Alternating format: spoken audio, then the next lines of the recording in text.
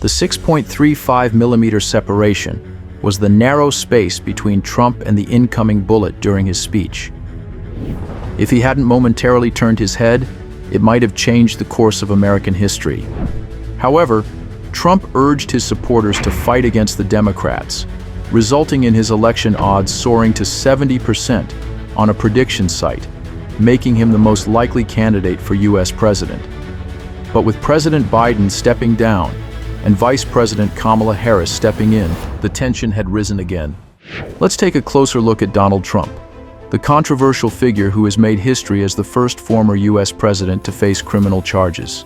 After the attempted assassination of Trump, his election odds on the prediction betting site Polymarket rose by 10% compared to the previous day.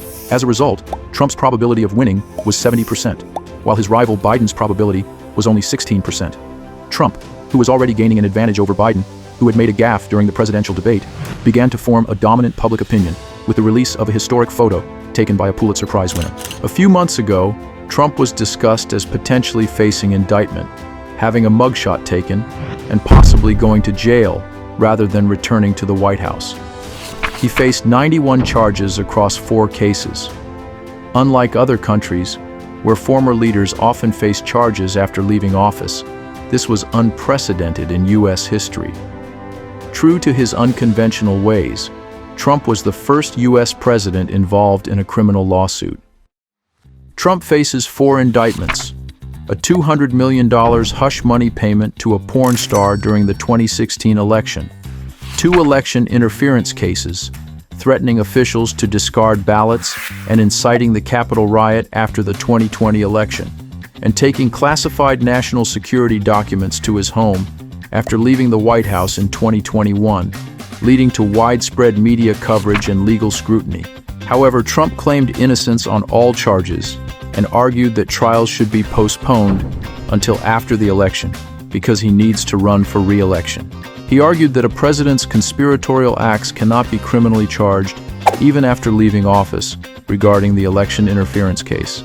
He intended to use presidential immunity to escape the charges. However, in the first and second trials held until February 2024, Trump's argument was entirely rejected. During the Republican primaries, states like Colorado and Maine moved to disqualify Trump from the presidential race, referencing the 14th Amendment, Section 3, which prohibits those involved in insurrection from holding office. Trump faced the possibility of being disqualified from running for president and being convicted and sent to prison.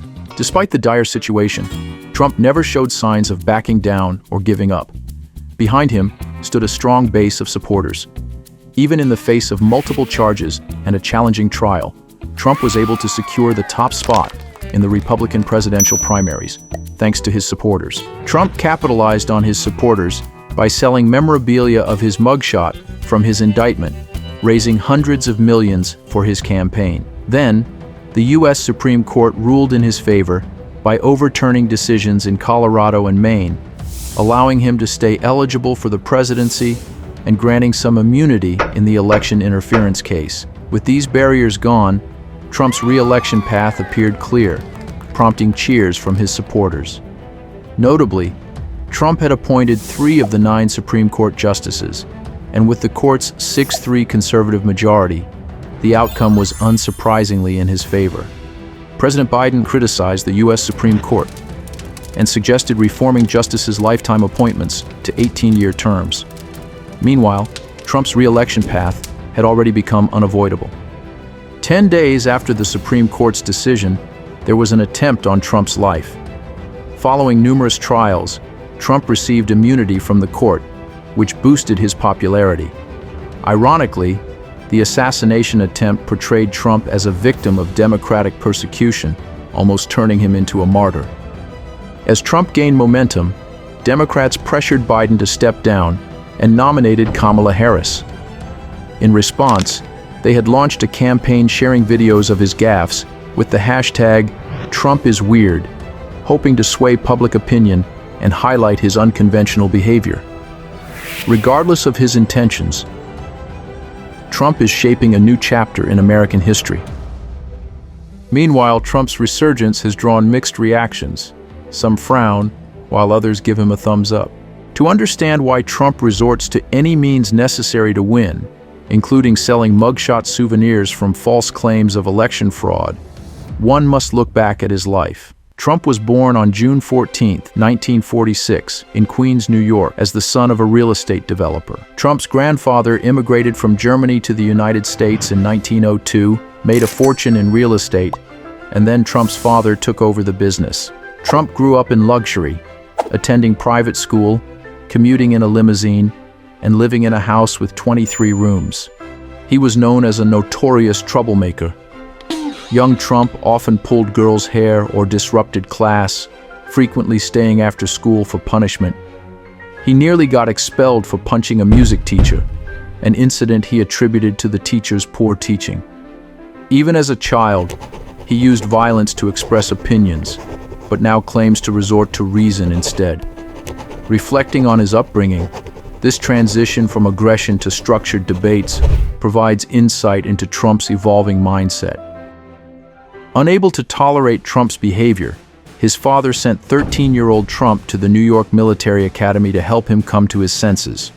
The military boarding school offered a regimented lifestyle similar to the Army, with Trump waking up at 6 a.m., studying, and exercising until 10 p.m.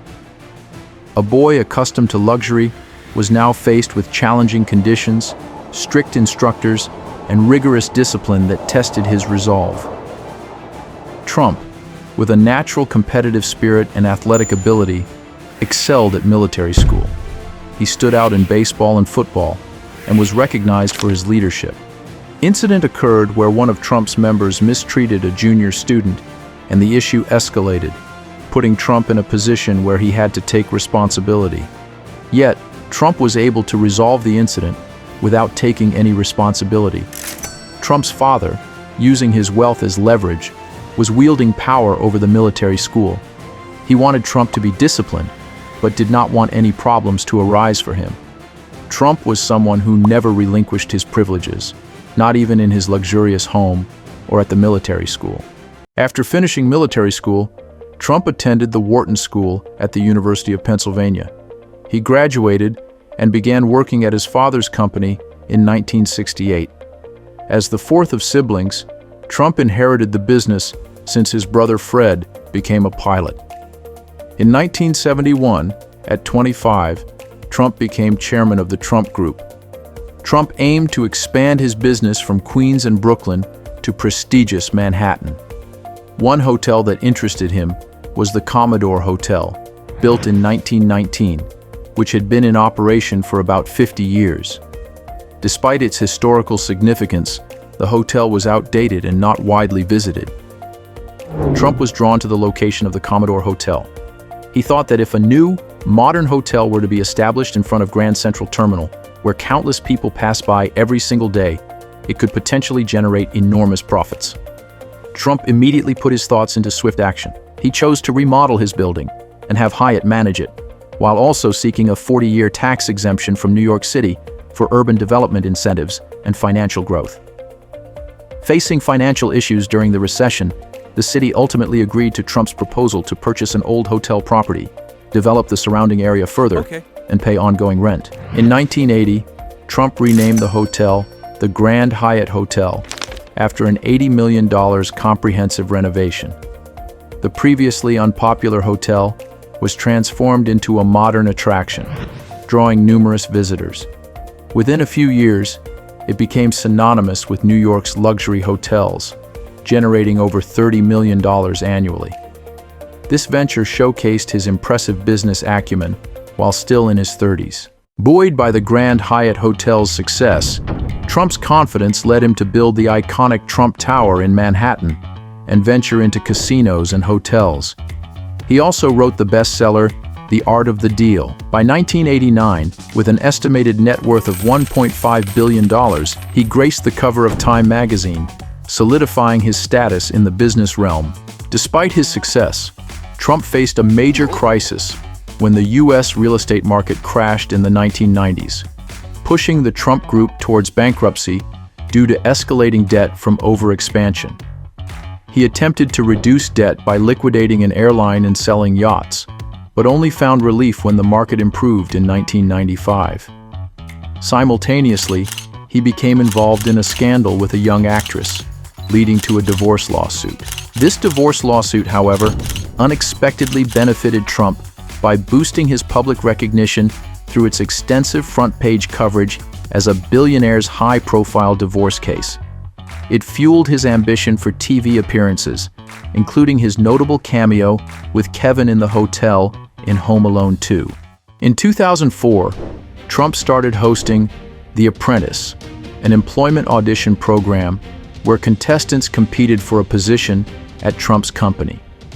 The winner was awarded a one-year job with a $250,000 salary. Trump's catchphrase, "You're fired," used to eliminate contestants, became enormously popular. The Apprentice was the top-rated show in the US, boosting Trump's recognition significantly and further elevating his celebrity status. Trump appeared on The Apprentice yearly until 2015, building his public popularity. He began revealing his political ambitions through his public popularity. Trump's interest in politics dates back to the 1988 presidential election. During a speech to 500 people, he stated he wouldn't run, but believed America was on the wrong path and that a candidate like him would be needed eventually. His open letter in the New York Times and the Washington Post already included ideas from his 2016 campaign, like defense cost-sharing with allies, economic nationalism, and American isolationism. What appeared spontaneous were beliefs he had maintained for 30 years. Trump attracted significant political attention in 2012 by criticizing Obama during his re-election campaign. He claimed Obama was born in Kenya, not the United States, which would disqualify him from the presidency according to the Constitution. The controversy about Obama's birthplace faded once his Hawaiian birth certificate was released, ultimately disproving Trump's unfounded accusations. Trump gained support from far-right conservatives who strongly disliked Obama. As a successful TV star, Trump understood that extreme claims would capture public interest, prompting him to make more outrageous statements frequently. Unlike traditional politicians, Trump's humorous and dynamic image attracted widespread public enthusiasm and media attention. In June 2015, Trump announced his candidacy for the 2016 presidential election at Trump Tower, using the slogan, "Make America Great Again." He withdrew from free trade agreements like TPP and NAFTA, favoring protectionism to prioritize American interests, including deporting illegal immigrants and building a wall on the Mexican border to protect jobs. Politicians backing globalization were shocked by Trump's radical strategies. However, low-income white workers who had lost jobs to globalization and illegal immigrants cheered for Trump's strategies. Trump, a political newcomer, listened to their voices that no one else had. Ultimately, Trump received enthusiastic support from 72% of white men without a college degree and was elected as the 45th president of the United States. As president, Trump built the wall on the Mexican border and fulfilled promises like withdrawing from TPP and renegotiating NAFTA. Many who thought his promises were attention-seeking were surprised by his fulfillment. Even the Washington Post, often critical of Trump, acknowledged him as an honest and effective president, noting that his actions proved his promises true. This implementation of policies stemmed from his long-held beliefs in protectionism and America First, showcasing his determination and unwavering commitment to significant and transformative change. Meanwhile, Trump's protectionist policies led to increased foreign investments in the U.S. and a revival of manufacturing jobs for low-income workers, the fastest in 20 years. Diplomatically, he initiated a trade war with China and held a U.S.-North Korea summit. Despite initial doubts, Trump achieved a 3.5% unemployment rate in 2019, the lowest in 50 years. In the 2018 midterms, the Republican Party retained a Senate majority, reflecting a favorable public assessment of Trump. In 2020, COVID-19's rapid spread caused a global pandemic and lockdowns, driving unemployment to 15% in 6 months and impacting Trump's economic successes. This surge complicated his re-election. Trump minimized the virus, resisted mask mandates, and prioritized the economy over public health, claiming economic collapse was a bigger threat.